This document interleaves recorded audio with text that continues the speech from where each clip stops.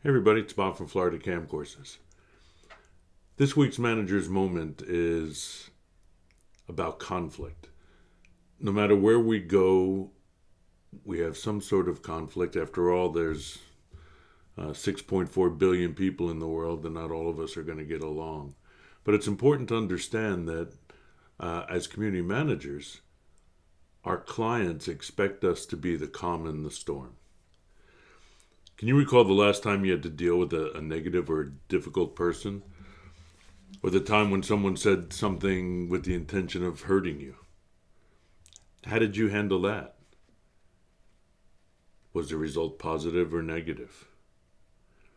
What can you do to get through these types of situations with peace and grace? Because that's what's expected of us, is to be able to always have a win-win situation, to always come through this as the calm in the storm. No matter where we go, we're going to face people who are negative, people who oppose our ideas, and people who tick us off. Some people just don't like us. As I said, there are 6.4 billion people out there, and this conflict is going to be a fact of life. What I'm hoping to chat with you about today is just some tools that we can use to diffuse the situation, and also some ways of identifying the various personalities that we deal with. And as you know, we deal with thousands of different types of personalities. Most of the time, the cause of conflict might be something that triggers our emotions.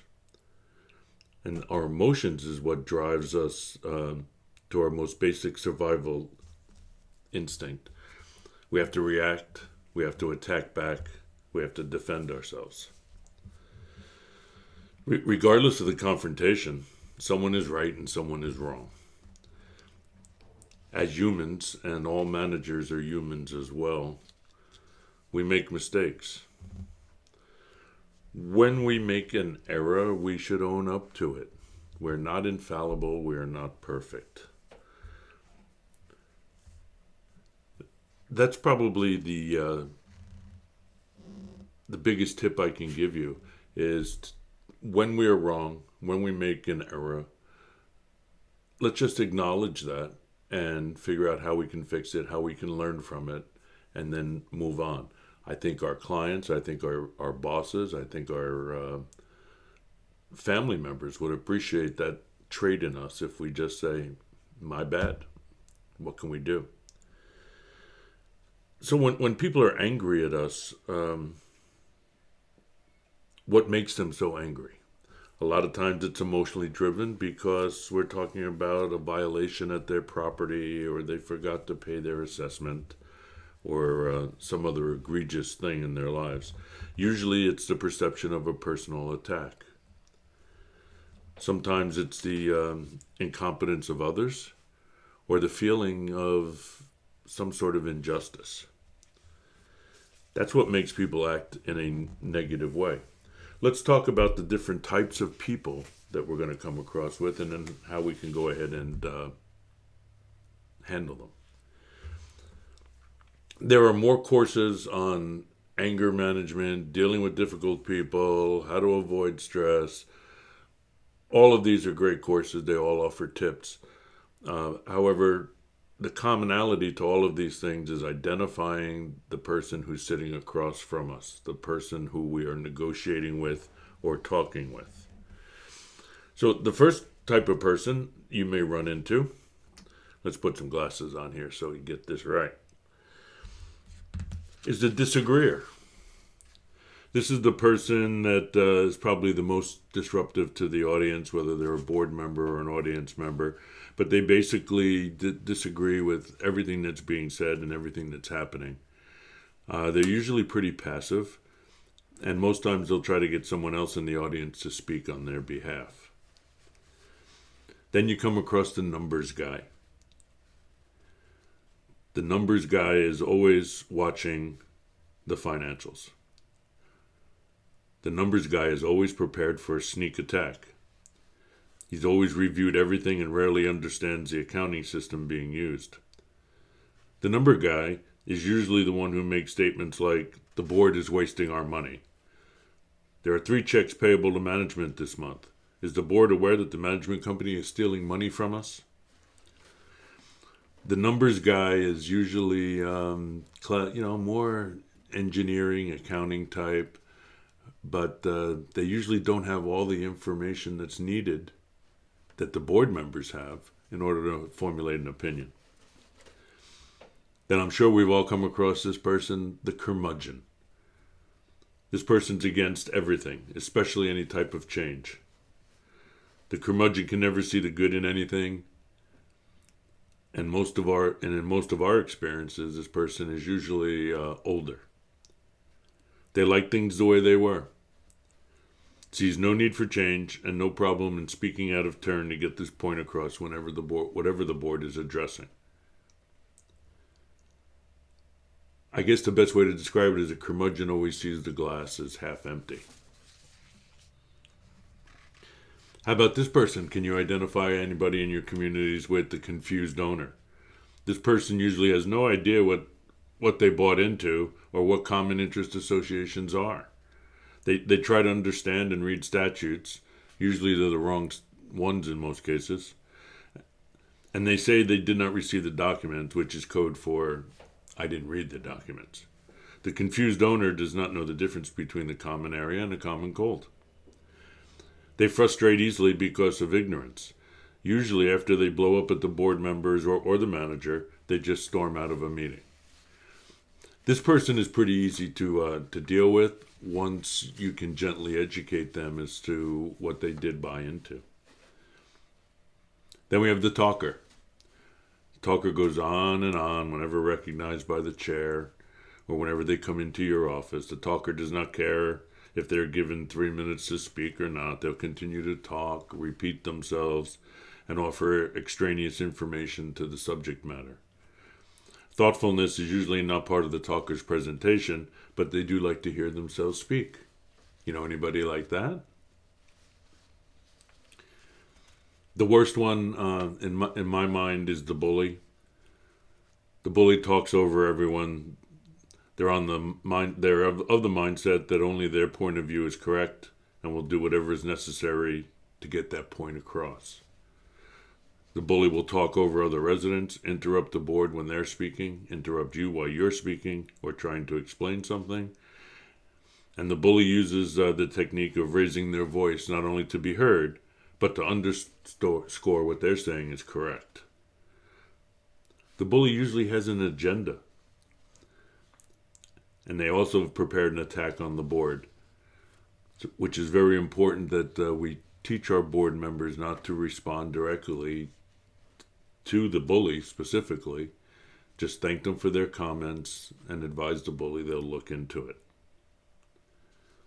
Even when you ask the bully to sit down, their time is up, or you need more time to investigate, the bully will come back with something along the lines of, well, too bad, I'm not finished, and you'll listen to me until I'm done.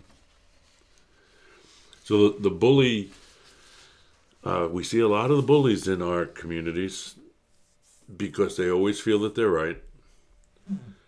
They always feel they have all the information. And even if they're not right, they have that perception of injustice. Something is wrong and they have to fight for the community. So the best thing we can do is a formula, E plus R equals O. The event plus the response equals the outcome. We can simply control our response to prevent a non-confrontational outcome. So first of all, don't let it bother you. Whatever it is temporary. It's a problem that is in front of you at the moment, but it certainly isn't going to change the outcome of your life. So not letting it bother you, sounds kind of simple, but sometimes you have to take some time to practice not letting this get to your natural urgency to protect yourself and attack back. It's simple, but it's not easy. If it was easy, there wouldn't be difficult or negative people to begin with because everybody would practice the same. When people initiate negativity, it's a reflection of their inner state expressed externally, and you just happen to be in front of them for that expression. We need to understand that it's not personal. So don't take it personally. Because our ego likes problems and conflicts, people are often so bored and unhappy with their own lives that they want to take others down with them. There have been many times when a random person has left a purposefully hurtful comment on our website or on our social media platforms and regularly check back to see if anyone responded to the negative comment, waiting eagerly to respond back to us with more negativity. We never respond on a public platform to negativity. It's always your choice. You can choose peace or you can choose conflict. I think peace is better. So if we keep our egos in check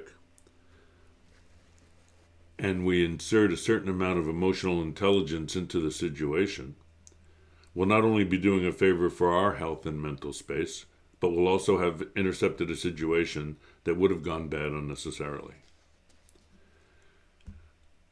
Try to practice a golden rule: forgive. Ask yourself, what would the Dalai Lama do if he was in this situation? Most likely he would forgive the person and turn the other cheek. At our very core, people are good, but our judgment sometimes becomes clouded and we may say hurtful things. We've all been guilty of that.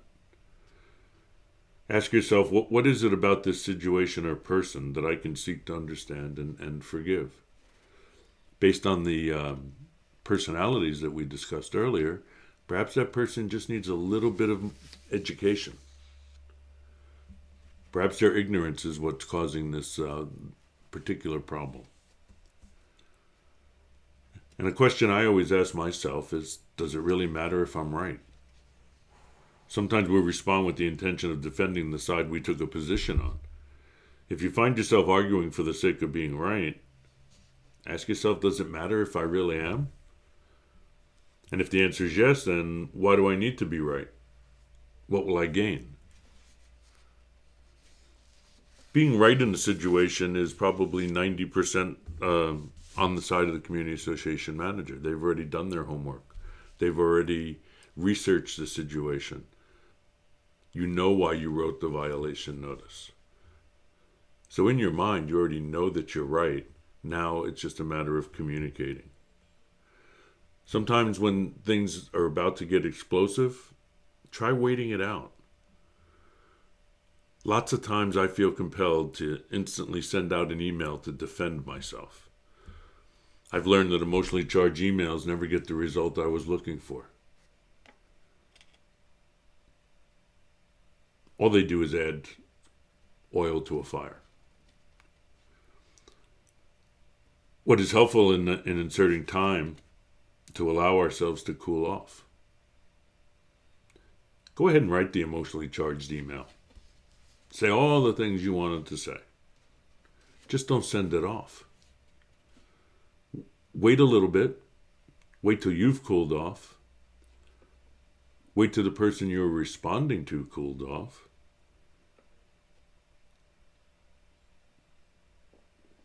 And chances are you're not going to want to send that email after that. I used to work with another manager that says, I'll just wait 48 hours. If the problem's still around in 48 hours, then it's a real problem. So I think that that's what wait it out actually means. But sometimes you just wouldn't respond at all. Many times when a person initiates a negative message or a difficult attitude, they're trying to trigger a response from you or from a board member. When we react, we're actually giving them what they want. So let's stop this cycle of negative snowballing and sell them short on what they're looking for. Don't bother to respond at all. It's very difficult to do because you want to be right. You want to defend the client. You want to defend the action. But ask yourself, is it really worth my time to prepare a response to whatever this situation is, to this attack? Most times you'll decide no. It's not going to affect me at all. Try to put yourself in their shoes. I know it sounds kind of cliche, but we tend to forget what it's like to be a homeowner when we're always on the other side. Board members forget what it's like to be a homeowner because they're the administration. So try putting yourself in their position and consider how you may have hurt their feelings or put them on the defensive. This will give you a new perspective on becoming rational again. Remember, you're trying to get that win-win situation. Yes, you left your trash cans out after 6 o'clock. Yes, I wrote you a violation notice. How can we solve this issue so we don't have to go down this road again? But having compassion for the resident or the person that you're in conflict with is a very important part of diffusing the situation. So try to do the worst case scenario thing. So ask 2 questions. If I don't respond, what's the worst thing that can result from it? And if I do respond, what's the worst thing that can result from it? So if you answer those questions, it'll always give you some perspective into the situation, and you'll realize that nothing good will come out of overreacting. Your energy is wasted, and your inner space is disturbed. Avoid heated discussions. When you're emotionally charged, we're so much inside our heads that we argue out of impulse to be right, to defend ourselves. Rationality and resolution can rarely arise out of these discussions. If a discussion is warranted, wait it out until everybody cools off. You know, a normal communication situation sometimes goes and escalates and then comes back down again. Wait for it to come back down again. Everyone communicates better when they are calm. Something I always do is look for the lessons in the situation. No situation is ever lost if you could take something away from it that helps us grow and become a better person. Regardless of how negative the scenario may be, there's always a hidden gift in the form of a lesson. So find the lesson. Make sure it's not repeated. Make sure we're not going to do it again.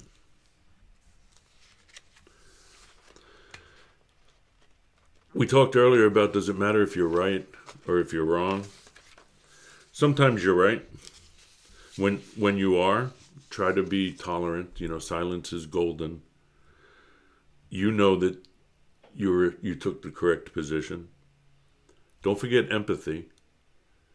Put yourself in their shoes to understand why they felt the way they did. And assertion. Remember that you're the professional. Formulate your responses in a professional way. Make sure the conversation is fact-driven. Improve your point of view with confidence in a professional community association manager way. What about when they're right? Lots of times they are. As I said earlier, admit it. We're human, we make mistakes. Don't be afraid to admit that you made a mistake. This will usually diffuse the situation immediately. Recognize them for pointing out an error or for identifying an issue and thanking them for it. And also ask for the person's help in correcting the problem. Make them part of a team. Usually when people get inside and see what you go through on a daily basis, see the struggles that we have as professionally,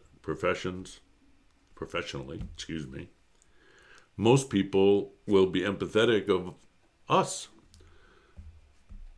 We know, board members know, our job is not easy. When the residents understand that, they'll be a little more patient with us when we do make that occasional mistake. And then finally, in order to close, I'm going to leave you with a positive, negative, positive sandwich. Always start off a conversation with a positive. I'm so glad to see you today. Isn't this a wonderful day out? Then put the negative in the middle. But we have a little bit of a problem here. And end it on a positive.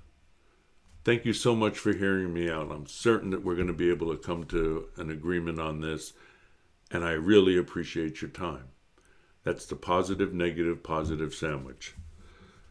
Don't lead off with the all-important negative. Remember, emotions on your side and on the client side are real. They're logical and they're correct. That's how the person feels about their emotion.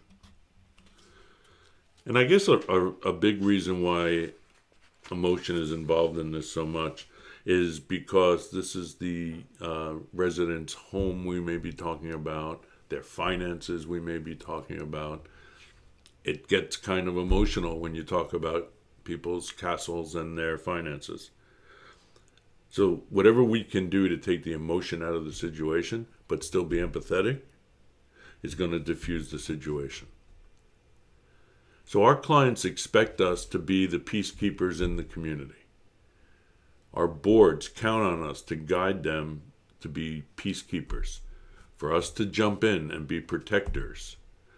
We can only do this when we keep our wits about ourselves, when we take emotion out of the discussion, and when our goal is to solve the problem for both sides. That's how we deal with difficult people. That's how we manage stress.